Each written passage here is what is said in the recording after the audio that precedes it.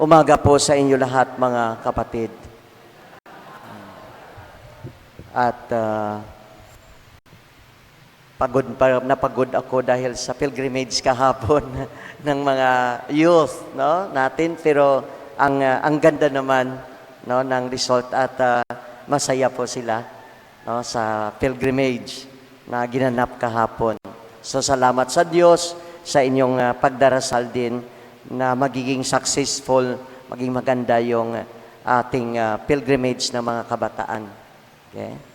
So mga kapatid, narinig natin ang pag-uusap ni Jesus at ni Nicodemo, isang Pariseo at pinuno ng mga Hudyo. Hindi siya pumunta kay Jesus upang pag-usapan ang tungkol sa mga usapin ng estado, kundi tungkol sa espiritual na bagay, sa kaligtasan ng lahat ng mga tao. Sinabi ni Jesus sa kanya ang tungkol sa pag-ibig ng Diyos sa sangkatauhan. Sabi ni Jesus, sapagkat gayon na lamang ang pag-ibig ng Diyos sa sangkatauhan, kaya't ibinigay niya ang kanyang kaisa-isang anak. Ipinakita ng Amang sa langit ang kanyang dakilang pagmamahal, no? Dakilang pag-ibig.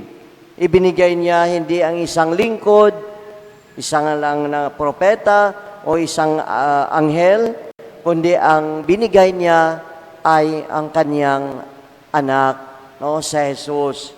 Ipinakita at ipinadarama ng ating Ama ang kanyang dakilang pag-ibig sa atin sa pamamagitan ni Jesucristo, no, na nag-alay ng buhay para sa ating kaligtasan at sa kamatayan na dulot ng kasalanan. So tunay upang dakila ang awa at kandiling pagmamahal ng Panginoong Diyos, dapat lamang papasalamatan natin po siya ng ating buong puso. Mga kapatid, ang paanyaya ni Jesus kay Nicodemo na sumasampalataya sa kanya ay paanyaya rin sa ating lahat. No? Para ito sa ating lahat na kung sumasampalataya tayo sa kanya, hindi tayo mapapahamak. Hindi tayo mapapahamak, kundi magkaroon ng buhay na walang hanggan. Yan ay sabi ni Jesus sa atin. So ang sumasampalataya sa Panginoon ay nangangahulugang isinasabuhay ang kanyang itinuturo. Napakaklaro ang sinabi ni Jesus. Sundin natin at isasabuhay ang kanyang tinuturo. At ang pinakamahalagang turo niya ay alam naman natin po, mga kapatid. No? Ito ay ang pag-ibig. No? Pag-ibig. Sa Ebanghelyo, tinuruan din tayo tungkol sa liwanag. No? Siya ang ating liwanag. Ang liwanag ng sangkatauhan. Kaya nga, piliin natin na sundin si Jesus. No? Piliin natin na sundin ang liwanag. Huwag nating piliin ang kadiliman. At ang kadiliman na ito, mga kapatid, ay ang kasalanan. So huwag natin piliin ang mamuhay palagi sa kasalanan. Huwag nating piliin, mga kapatid, na itong kasalanan na ito, dahil ito ay magdadala sa atin sa buhay ng kadiliman. Sa halip, piliin nating mamuhay sa kabutihan.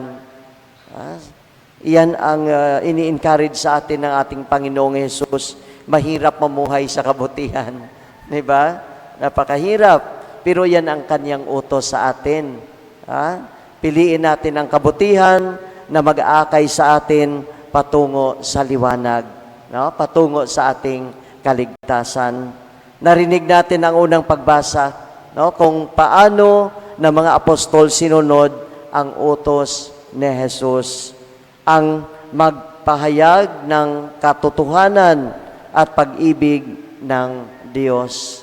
So binigyan naman sila ng Panginoon ng lakas, dahilan na walang sinuman ang makapagpahinto sa kanilang misyon. Kahit sa loob sila ng piitan. Hindi sila natatakot, mga kapatid. At dahil pinuprotektahan naman sila ng Panginoon sa pamamagitan ng kanyang mga anghel. So, protektahan tayo ng Panginoon, mga kapatid, kapag isinasabuhay natin at pinapahayag natin ang katotohanan. Tandaan natin palagi ang sinabi ni Jesus sa Ebanghelyo kanina. Ang namumuhay ayon sa katotohanan ay lumalapit sa ilaw upang maihayag na ang mga ginagawa niya ay ang pagsunod sa Diyos. Amen.